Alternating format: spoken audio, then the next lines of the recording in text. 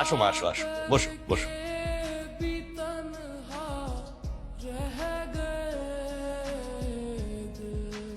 আরে ছেলে মেয়ে তো আমাদের ঘরেরই ছেলে, এত দেখা দেখি কি আছে। হ্যাঁ সেটাই তো, সেটাই। তো ভাই সাহেব, আর দেরি না করে আমরা দিনক্ষণটা ঠিক করে ফেলি। হ্যাঁ হ্যাঁ ভাবি, করেন।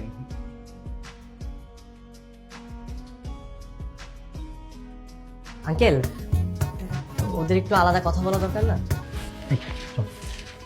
আরে না বোকা, তোরা চল বোকা।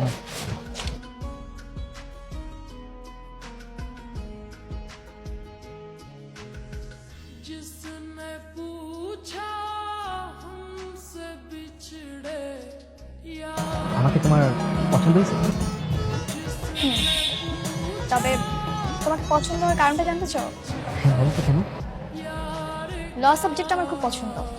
আমি চেয়েছিলাম আমার হাজবেন্ড একজন লয়ার হবে, সুযোগ হয়নি তাই আমার পড়া হয়নি। আর তোমার সাথে আমার ব্যাপারটা মিলে গেছে, এই জন্য। ওর সাথে ওই ছেলেটা কি? ওহো, ও হচ্ছে নাইম, আমাদের ড্রাইভার। ওর বাবাও আমাদের ড্রাইভার ছিল, এখন আমাদের গাড়িটা চালায়। খুব ভালো ছেলে। কিন্তু ড্রাইভার হলেও না, আমাদের বাড়িতেই ও ছোট থেকে বড় হয়েছে, আমার ছেলের মতো। আঙ্কেল হয়েছে কি, অর্ণব বলতে চাচ্ছিল যে আমার হবু ভাবি মনিকা কোথায় আছে, কখন আসবে। এই সবসময় আমাকে ফাঁসি দিস কেন? আমি বলছি তো একবারও বলতে এগুলি। আরে এত তোলা হওয়ার কি আছে, অস্থির হচ্ছিস কেমন? আসবে সে, আসবে তো। বিয়ের ডেটে একটু বেশি দেরি হয়ে গেল না, কোনভাবে কি আগানো যায়? আমার বন্ধু তো তর্স হচ্ছে না। আসছে মনে হয়।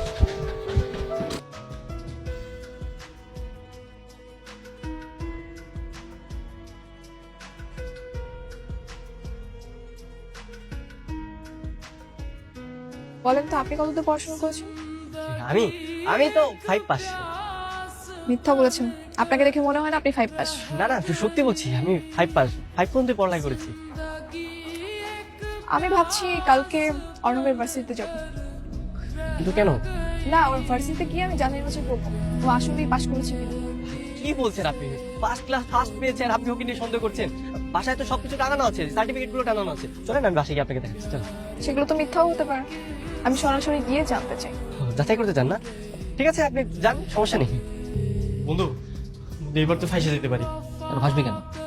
ভাষার কথা আসবে কেন? ওইখানে যদি ও যায়, রেজাল্ট সার্টিফিকেট সবকিছু তো আমার নাম। আর তুই যাচ্ছিস তোর সাথে, আমি তো তোর ভরসা করি, শুধু আমি যাবো না। That's it. আরে বোকা, আমি গেলেই তো সমস্যা। ওইখানে তো সবাই আমার চিনে, আর ওর সামনে যদি আমার সময় অর্ণবর্ণ বলে রাখে, তাহলে তো একটা বিরাট বড় ঝামেলা হয়ে যাবে। কালকে যাওয়ার সময় সানগ্লাস আর মাস্ক পরে যাবে। কেউ যদি তোর সানগ্লাসটা খুলতে বলে, বলবি যে তোর চোখ উঠছে, তোর চোখের দিকে তাকালে ওদের চোখ উঠে যাবে। আর বলবি যে তোর ওই যে অ্যাজমা, অ্যালার্জি বা শ্বাসকষ্ট, হুপিং কাশি সবকিছু আছে, যার কারণে তুই মাস্ক খুলতে পারবি না। হ্যাঁ আচ্ছা ঠিক আছে। স্যার, আপনার একটা হেল্প লাগবে আমার। আমার হেল্প বলেন। স্যার, ব্যাচ নম্বর 70, সেশন 15 থেকে 16, আর রোল হচ্ছে 32, 34, 74। ওনার ডিটেলসটা একটু বলতে পারবেন আমাকে? জানান। ও অনব চৌধুরী, পিতা হুসাইন চৌধুরী। জি। কি ব্যাপার, আপনার এরকম অবস্থা কেন? ভূতের মতন নাক মুখ বন্ধ করে বসে রয়েছে। আসলে আমি একটু অসুস্থ তো, ধুলাবাড়ির কারণে আমার একটু সমস্যা হয়, তাই। বলেন, আর কি জানতে চান? স্যার, উনি কি আসলেই ইউনিভার্সিটি টপার ছিল? রেজাল্ট তো ফাটাফাটি, ছেলেটা অনেক ভালো, ওর মতো ছেলেই হয় না। যেমন রেজাল্টে ভালো, তেমনি পরোপকারী মানুষ। ওরে খুব মিস করি আমরা। দেখলেন, আপনার ইনফরমেশন তো আপনি পেয়ে গেছেন, তাই না? চলেন আমরা বরং যাই। চলেন। ওনার কি কোনো ছবি আছে আপনার কাছে? ছবি দেখবেন? কি হলো, আপনি না করছেন কেন? ওই না না না, কিছু না।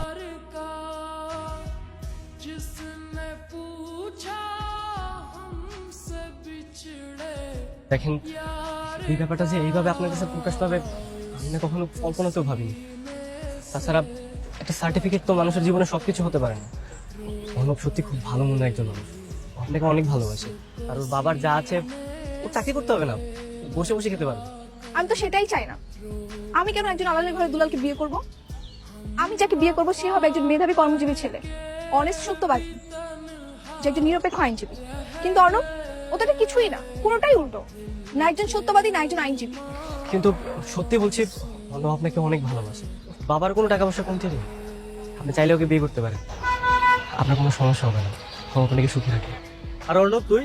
কি মানে হ্যাঁ ভাই, এখানে এসেছিলাম। আরে এই মেয়েটা সেই মেয়েটা না যাকে তুই প্রথম থেকে প্রেমে পড়ে গেছিলি?